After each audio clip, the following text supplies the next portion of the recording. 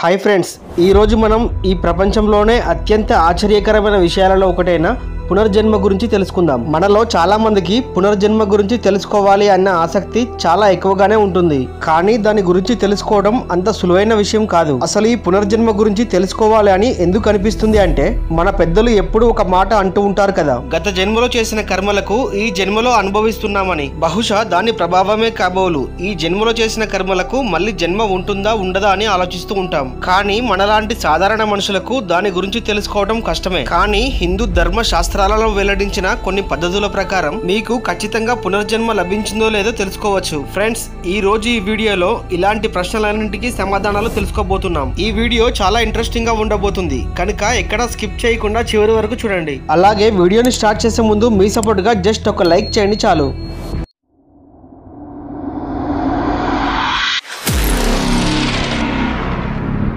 భగవద్గీతలో శ్రీకృష్ణుడు ఒక మాట చెప్పాడు. అదేంటంటే, మన ఒంటి మీద వేసుకున్న బట్టలు మాసిపోగానే మనం ఎలాగైతే మార్చేసుకుంటామో, అలాగే మన జీవితకాలం పూర్తవ్వగానే మన ఆత్మ కూడా మన శరీరాన్ని వదిలి వేరొక శరీరాన్ని ధరిస్తుంది. అలా ఆత్మ కొత్త జీవితాన్ని ప్రారంభిస్తుంది. ఆ ఆత్మకి ముక్తి లభించే వరకు ఇలా శరీరాలు మారుతూనే ఉంటుంది. ఒక శరీరం నుండి మరొక శరీరానికి మారటం అనేది నిరంతరంగా జరిగే ఒక ప్రక్రియ. గరుడ పురాణం ప్రకారం గత జన్మల కర్మలకు ఆత్మ ఈ జన్మలో 84 లక్షల జీవరాశులలో చీమ నుండి ఒక వృక్షం వరకు ఎటువంటి రూపంలో అయినా జన్మించవచ్చు. ఒకవేళ మీరు ఈ జన్మలో ఏదైనా కారణం చేత నిరాశ చెంది బాధపడుతూ ఉంటే అది కూడా మీ గత జన్మ కర్మఫలమే అయి ఉంటుంది. హిందూ ధర్మ గ్రంథాల ప్రకారం మీరు గత జన్మలో మంచి పనులు చేసి ఉంటే ఈ జన్మలో మీకు మంచి ఆరోగ్యకరమైన శరీరంతో పాటు ఎంతో ఆనందమైన జీవితం కూడా లభిస్తుంది. అలానే గత జన్మలో ఏదైనా పాపాలు చేసి ఉంటే వాటికి తగిన శాస్త్రి ఈ జన్మలో తప్పక అనుభవిస్తారు. అయితే మనలో చాలా మంది పునర్జన్మని నమ్ముతారు, మరికొంతమంది కట్టుకథ అని కొట్టిపేరేస్తారు. అయితే మన హిందూ ధర్మ గ్రంథాలలో వివరించబడిన కొన్ని పునర్జన్మ సంకేతాలను చూపించబోతున్నాను. ఇవి చూశాక మీరు కూడా ఖచ్చితంగా నమ్ముతారు. అందులో మొదటిది కళలు. మన జీవితంలో కళలు అనేవి చాలా ముఖ్యమైనవి. వాటి ద్వారా మనం మన పూర్వజన్మని తెలుసుకోగలుగుతాం. అది ఎలాగో ఇప్పుడు చూద్దాం. అప్పుడప్పుడు మనం కళలో మనకి పరిచయం లేని వ్యక్తులు, స్థలాలను చూస్తూ ఉంటాం. వీటిని కూడా మనం పూర్వజన్మ సంకేతంగా తీసుకోవచ్చు. ఇలా పరిచయం లేని వ్యక్తులు మన కళలోకి వస్తున్నారంటే వాటితో మనకి గత జన్మలో సంబంధం ఉంది అని అర్థం. మనకి ఒకే కళ మళ్ళీ మళ్ళీ వస్తూ ఉంటే అది మన గత జన్మలోని జ్ఞాపకం. ఇక రెండవది బర్త్ మార్క్స్. మనలో చాలా మందికి పుట్టుకతోనే మన శరీరం మీద మార్క్స్ ఉంటాయి. అవి గాయాల వల్ల వచ్చినవి కావు.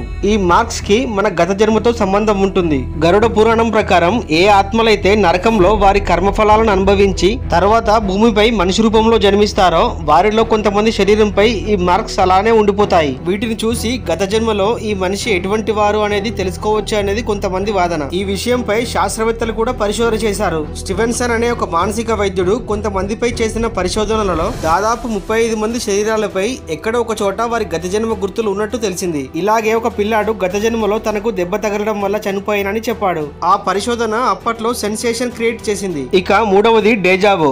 మీలో ఎవరికైనా ఎప్పుడైనా ఇలా అనిపించిందా? మీకు అసలు పరిచయమే లేని ఒక మనిషిని చూసినప్పుడు తనని ముందు ఎప్పుడో చూసినట్లుగా, లేదా మీరు మొదటిసారి ఒక ప్లేస్ కి వెళ్ళినప్పుడు అక్కడికి మీరు ముందే వచ్చినట్లుగా అనిపించిందా? లేదా మీ జీవితంలో ఏదైనా సంఘటన జరిగిన సమయంలో ఇది ఇంతకు ముందే జరిగినట్లుగా అనిపించిందా? ఇలా అనిపిస్తే దీన్నే మనం డేజావో అని అంటాం. ఈ డేజావోని మీరు ఎప్పుడైనా ఫీల్ అయ్యారా?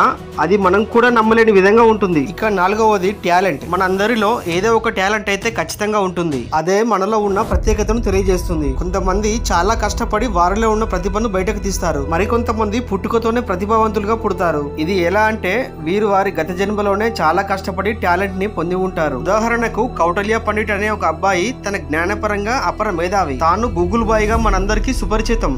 చాలా వేదికల మీద తన టాలెంట్ ని కూడా నిరూపించాడు. ఇలాంటివి చూసినప్పుడు మనకి పునర్జన్మ ఉంటుందో అనేది నమ్మక తప్పదు. ఇక ఐదవది, ఇది మీరు వినే ఉంటారు. కొంతమంది బాగా ఎత్తు మీద ఉన్న నీరు అన్నా నిప్పు అన్నా చాలా భయం. కానీ వారికి జీవితంలో ఎప్పుడు వాటికి అంత భయపడే విధంగా సంఘటన జరిగి ఉండదు. అయినా సరే వారు భయపడతారు. ఎందుకో చెప్పనా? దానికి కారణం వారి గత జన్మ. వారి గత జన్మలో వాటి వల్ల ఊహించని సంఘటన జరిగి ఉండవచ్చు. అది వారిని భయానికి గురి చేస్తుంది. కొన్నిసార్లు ఇలాంటి పరిస్థితుల్లో వారు స్పృహ కూడా కోల్పోవచ్చు. ఇదంతా గత జన్మలో వారికి పుట్టిన భయం. అది ఈ జన్మకి వెంటాడడం కారణంగానే ఇదంతా జరుగుతుంది. సో ఫ్రెండ్స్, చూసారు కదా, మరి పునర్జన్మ గురించి మీ అభిప్రాయం ఏంటి అనేది కామెంట్ రూపంలో తెలియజేయండి. అలాగే ఇలాంటి మరిన్ని ఇన్ఫర్మేటివ్ వీడియోస్ కోసం వెంటనే మన ఈ ఛానల్ ని సబ్స్క్రైబ్ చేయండి. Thank you friends, thank you for watching.